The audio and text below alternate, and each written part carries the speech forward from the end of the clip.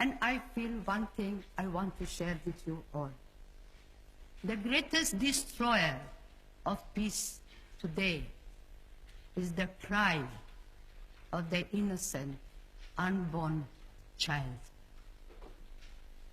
For if a mother can murder her own child in her own womb, what is left for you and for me to kill each other?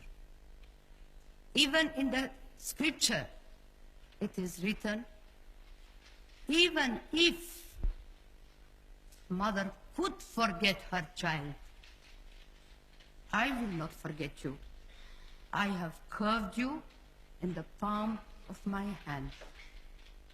Even if mother could forget.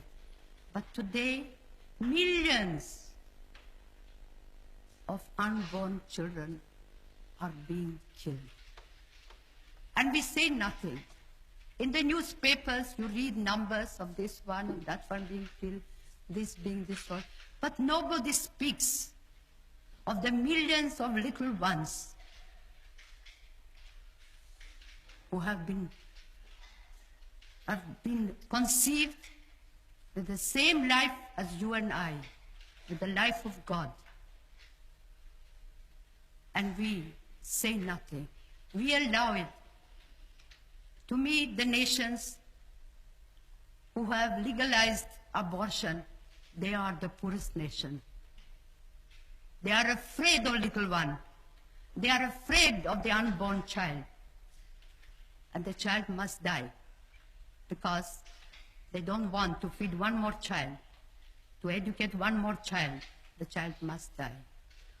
And here I ask you, in the name of these little ones, for it was that unborn child that recognized the presence of Jesus when Mary came to visit Elizabeth, her cousin.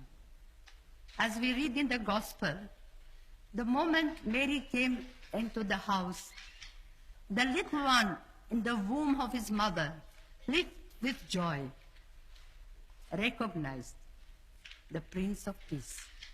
And so today, let us here make a strong resolution. We are going to save every little child, every unborn child, give them a chance to be born. And what we are doing, we are fighting abortion by adoption. And the good God has blessed the work so beautifully that we are saved thousands of children, and thousands of children have found a home where they are loved, they are wanted, they are cared. We have brought so much joy in the homes where there was not a child. And so today I ask, since His Majesty is here, and before you all who come from different countries, let us all pray that we have the courage to stand by the unborn child and give the child an opportunity to love and to be loved. And I think with God's grace, we will be able to bring peace in the world.